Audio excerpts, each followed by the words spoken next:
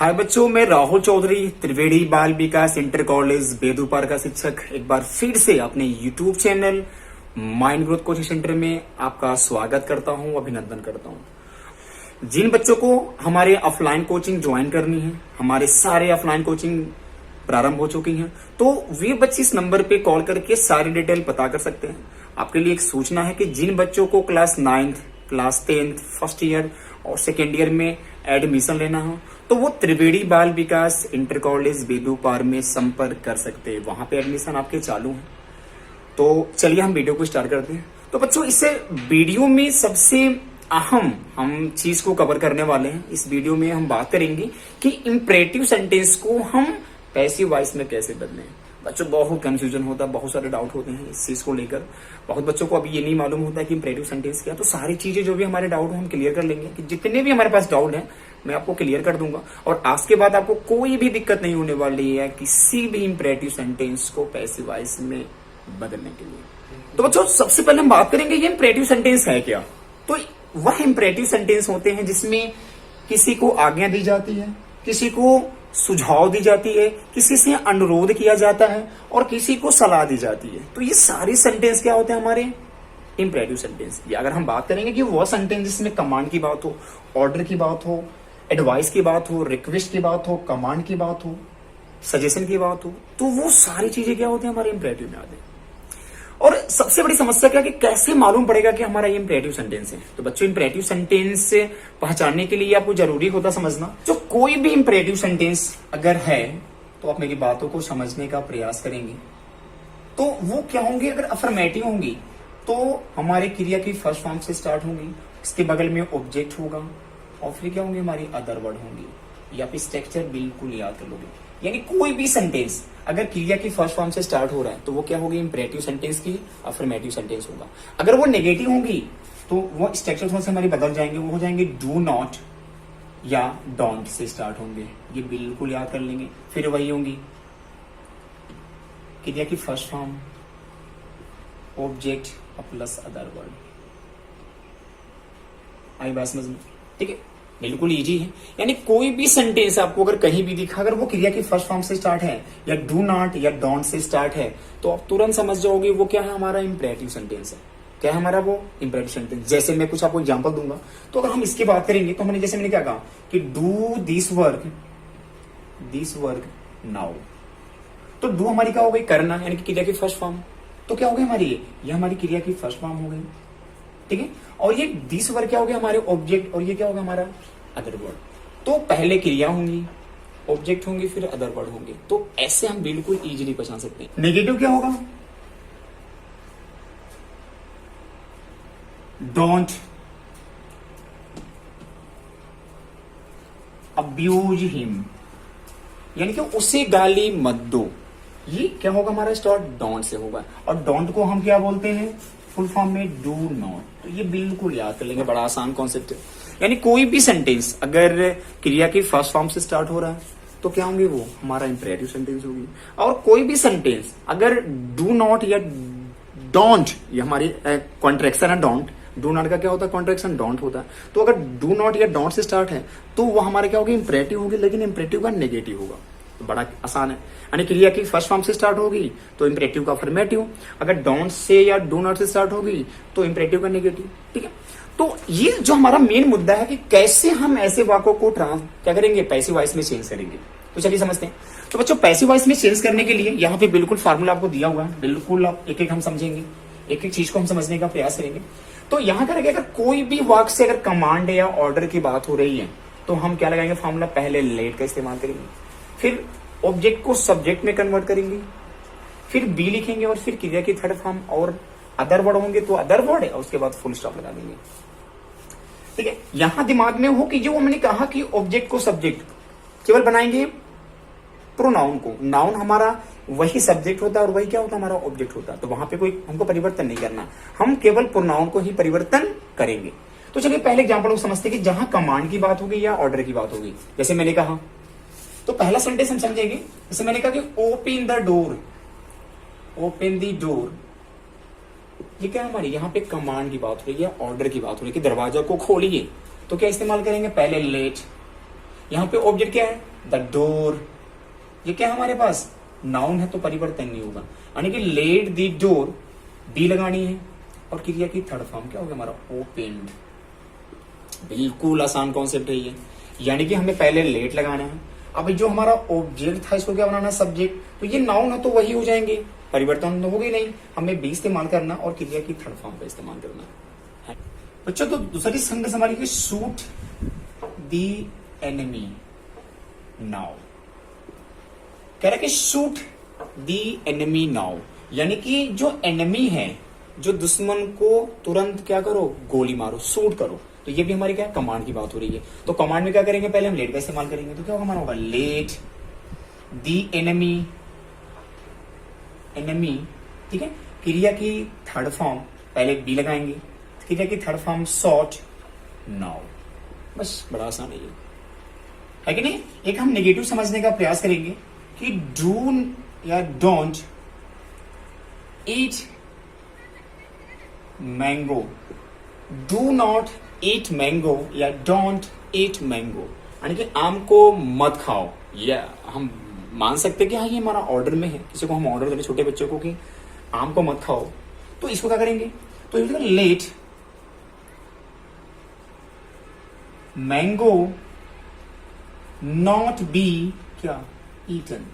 तो यहां पे क्या करेंगे हम लोग कि जो डॉन था वो हम इसको हटा देंगे और नॉट का इस्तेमाल कब करेंगे, अपने जो नया सब्जेक्ट है उसके तुरंत बाद, है कि नहीं। तो ये बड़ा आसान है। आपने देखा कि हमने कमांड को, ऑर्डर को बिल्कुल आसानी से चेंज कर लिया, बिल्कुल आसानी से, ठीक है। और अब जो सेकेंड हमारा फार्मूला है पहले उसको हम बात करेंगे, इसके बाद हम बीच वाले फार्मूला को बात करेंगे। ये बड़ा इंटरेस्टिंग है, ये हमारा ऑप्शनल है, हम चाहें तो इसका भी इस्तेमाल कर सकते हैं। तो पहले हम सेकेंड फार्मूले को समझेंगे और सेकेंड फार्मूले को समझने के बाद हम इस चीज को समझेंगे कि ये बड़ी आसानी से हम ऑर्डर को, एडवाइस को, रिक्वेस्टेड वाले सेंटेंस को बिल्कुल आसानी से पैसे वाइस में बदल सकते हैं। तो पहले हम क्या बात करेंगे, सजेशन की। क्या बात करेंगे, सजेशन। तो चलिए देखते हैं कि सजेशन वाले सेंटेंस कैसे होते हैं। तो पहले हमारी सेंटेंस क्या है, तो पहले हमने कहा कि help the poor, help the poor, यानी कि गरीबों की सहायता करो, ये सजेशन है। तो यहां पे क्या लिखा हुआ, पहले क्या करेंगे, हम अपने सब्जेक्ट को बदलेंगे ऑब्जेक्ट। तो हमारा ऑब्जेक्ट क्या है, पुअर, इसको बदलेंगे ऑब्जेक्ट में, तो क्या हो जाएंगे, पुअर ही हो जाएंगे, दी पुअर ही हो जाएंगे, ठीक है। और यहां पे हम शुड बी का इस्तेमाल करेंगे, तो आप शुड बी का इस्तेमाल तुरंत कर लीजिए। शुड बी क्रिया की थर्ड फॉर्म इस्तेमाल करेंगे, क्या हो जाएगा हमारे, हेल्प्ड। बस क्या हो गया, the poor should be helped, है कि नहीं है। सेकेंड, ओबे योर पेरेंट्स, यानी अपने माता पिता का आज्ञा मानो। या एक और हम लिखेंगे, एग्जाम्पल समझेंगे, पहले इसको हम कर लेते हैं। तो यहां पे हमारे पास क्या ऑब्जेक्ट है, योर पेरेंट्स, तो क्या होगा, योर पेरेंट्स। ये ध्यान रहे कि ये हमारा पोसेसिव है, तो इसका हम कोई बदलाव नहीं करेंगे। ये पोसेसिव तो कोई बदलाव नहीं होगा। अगर ऑब्जेक्टिव होता तो हम उसको सब्जेक्ट में चेंज करते, यहां पे कोई बदलाव नहीं हुआ। तो योर पेरेंट्स शुड बी क्या, ओबेड, है कि नहीं। यहां क्या हो जाएगा कि रिस्पेक्ट, रिस्पेक्ट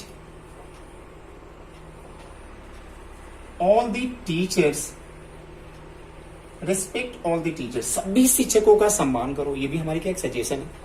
तो इसको क्या करेंगे, पहले ऑब्जेक्ट क्या होगा, all the teacher, all the teacher should be respected, क्रिया की थर्ड फॉर्म। तो बच्चों बड़ी आसान कॉन्सेप्ट है, मेरी बातों को एक बार फिर समझने का प्रयास करेंगे। ये दो फार्मूला बिल्कुल दिमाग में रखेंगे, कमांड का या ऑर्डर रहेंगे तो हम लेट प्लस ऑब्जेक्ट, फिर बी क्रिया की थर्ड फॉर्म, और अगर अदर वर्ड होंगे तो हम लास्ट में अदर वर्ड भी लिख सकते हैं। होंगे तो लिखेंगे, नहीं तो नहीं लिखेंगे। सेम यहां भी कि अगर सजेशन की बात होगी, कोई आप सजेशन दे रहे हो, तो वहां पे क्या करेंगे, सब्जेक्ट को ऑब्जेक्ट बदलेंगे, फिर उसको उसके बाद शुड बी का इस्तेमाल करेंगे क्रिया की थर्ड फॉर्म। और अगर अदर वर्ड होंगे तो आप अदर वर्ड नोट कर सकते हो, लास्ट में फुल स्टॉप लगाओगे। समझ में बड़ा आसान कॉन्सेप्ट है। ये चीज आपको मालूम है कि कमांड क्या होता है, ऑर्डर क्या होता है, और यहाँ पे क्या होती है, सजेशन क्या होती है। यह होता है सुझाव देना। क्या होता है हमारा, सुझाव।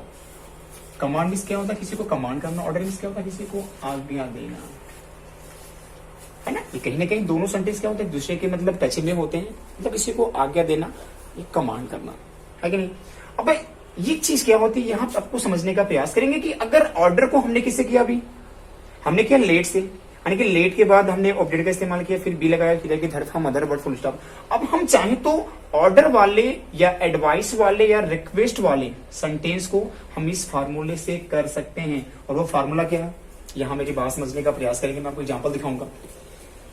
तो यहां पे फार्मूला क्या है, यू आर लगाएंगे, यू आर लगा के अगर ऑर्डर है तो ऑर्डर्ड, एडवाइस है तो एडवाइज्ड की जगह सेकंड फॉर्म इस्तेमाल करेंगे, और रिक्वेस्टेड है तो रिक्वेस्टेड, यू आर ऑर्डर्ड या you are advised, you are requested, to का इस्तेमाल करेंगे, फिर क्रिया की फर्स्ट फॉर्म, फिर ऑब्जेक्ट, फिर अदर वर्ड होंगे तो अदर वर्ड लगा देंगे। चलिए एग्जांपल समझने का प्रयास करेंगे, ठीक है।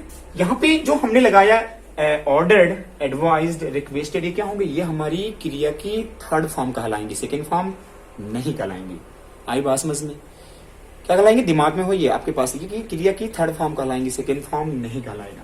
जैसे मैंने कहा कि open the door, open the door, तो आपको अगर इस फार्मूले से नहीं करना तो आपके पास तरीका है क्या, अगर आपको लगता है कि कोई ऑर्डर दे रहा है कि ओपन द डोर, तो हम क्या ले सकते हैं, you are order, you are ordered क्या, टू ओपन द डोर, कुछ नहीं, हम सेम टू सेम उतार लेंगे। तो ये बड़ा आसान कॉन्सेप्ट है। ये हमने क्या बात की, हमने क्या समझा, इसको ऑर्डर समझा, तो क्या होगा, you are ordered to, you are ordered to, इसको याद कर लेंगे, बाकी सेंटेंस को सेम टू सेम उतार लेंगे, यू आर ऑर्डर्ड टू। अगर एडवाइस की बात होगी, एडवाइस हम किसी को दे रहे हैं, जैसे मैंने कहा कि